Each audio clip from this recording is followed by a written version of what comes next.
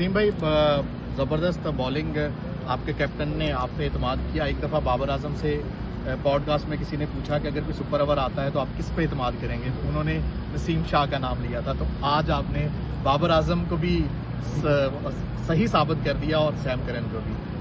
देखिए, कोशिश की ऑनेस्टली आसान नहीं होता, लेकिन ऑलवेज़ बिलीव होता है कि यार टीम के लिए जो भी कर सकता हूँ जितना मैक्सिमम फ़ायदा दे सकूँ। और बिल्कुल कप्तान ने ट्रस्ट किया और मेरे भी अपने ऊपर बिलीव था कि मैं कर सकता हूँ, और अल्हम्दुलिल्लाह जिसमें सक्सेस मिली। आपका एक रिसेंट रील वायरल हुआ था जिसमें मराठी बोल रहे थे चाय के लिए, तो नया लैंग्वेज भी सीख रहे हो?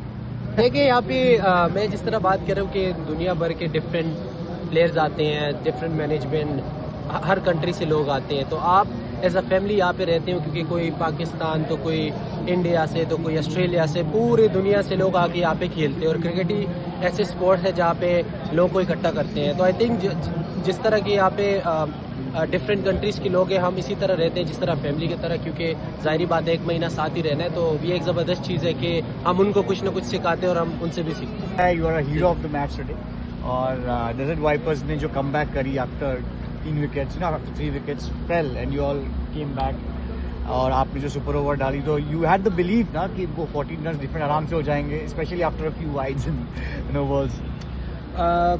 सबसे पहले तो क्रेडिट जाता है हमारे मिडल ऑर्डर में, जिस तरह के बैट्समैनों ने बारी ली, क्योंकि मुश्किल था।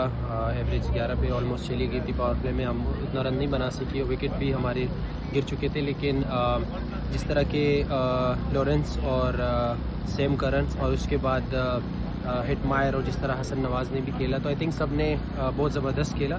एंड देन सुपर ओवर पे जो बात आई, मुश्किल था, क्योंकि अभी मैंने रिकवरी वगैरह इस बात वगैरह चीज़ें की है, बिल्कुल माइंड में नहीं था कि सुपर ओवर आएगा।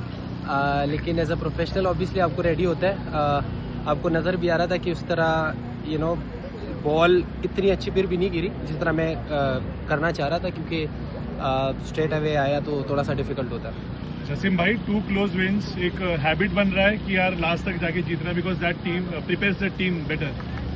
अच्छा है ना, टूर्नामेंट के लिए अच्छे मैचेस मिल रहे हैं, लोग एंजॉय कर रहे हैं। और आई थिंक क्रिकेट की यही खूबसूरती है कि जब मैच डीप तक जाता है लास्ट ओवर में, क्योंकि क्राउड भी और जो क्रिकेट के फैंस हैं वो सब इस तरह की सिचुएशन को बहुत एंजॉय करते हैं। और प्लेयर्स के लिए भी अच्छा है कि इस तरह की सिचुएशन में खेलेंगे, प्रेशर सिचुएशन में, तो बेहतर से बेहतर होते जाएंगे। तो आई थिंक क्रिकेट की क्वालिटी के लिए और लीग की क्वालिटी के लिए बहुत बेहतर है।